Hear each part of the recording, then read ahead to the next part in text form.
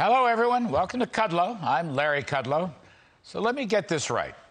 In Biden world, it's okay to shut down oil and gas drilling in the USA, like the Keystone Pipeline, ANWR, Dakota Access Pipeline. And then, of course, it's okay to argue for a Green New Deal because we live with a climate existential threat that we may all perish from carbon emissions the week after next. So we need to shut down fossil fuels.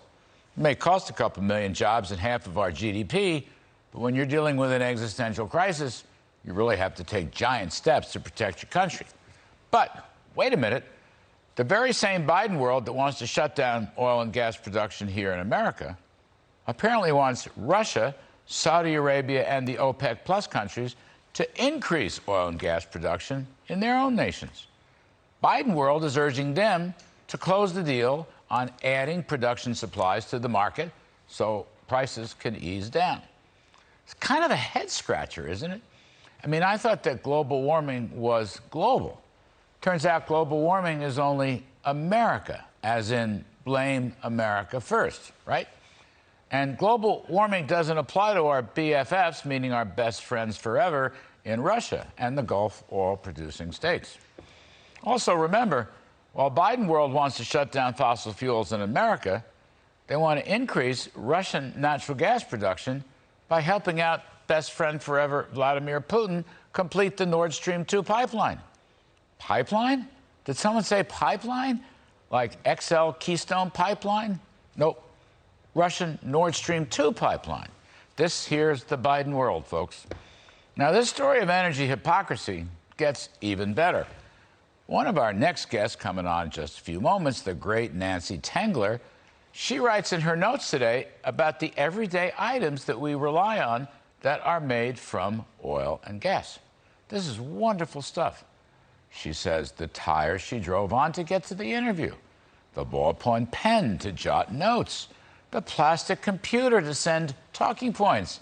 And then she mentions candle wax and asphalt and feedstock, which reminds me, a couple months ago, when I was merely quoting some crazy people at a University of Michigan think tank who argue that the Green New Deal to truly beat climate change would have to ban poultry, fish, and meat. Remember that? The left-wing blogosphere went nuts and was pounding me because they said Biden has never proposed a ban on poultry, fish, and meat. Well, I never said he did, but his followers are sure thinking about it, aren't they? Kind of goes along with the tires, ballpoint pens, and plastic computer idea. And then there's that fabulous ad where an oil and gas company CEO proudly ran a great TV ad thanking North Face clothiers for being such enthusiastic and proud supporters of oil and gas. Because even though they wouldn't print this guy's logo, the fact remains that nearly all of their products, including jackets, backpacks, shoes, all of it use oil and gas. In fact, turns out 60% of our clothing uses oil and gas. So let's turn that spigot off, right? Turn it off. Now you could describe these thoughts as mine as facetious or even gallows humor, but as we march toward the end of fossil fuels in Biden world, we actually have a very serious matter on our hands.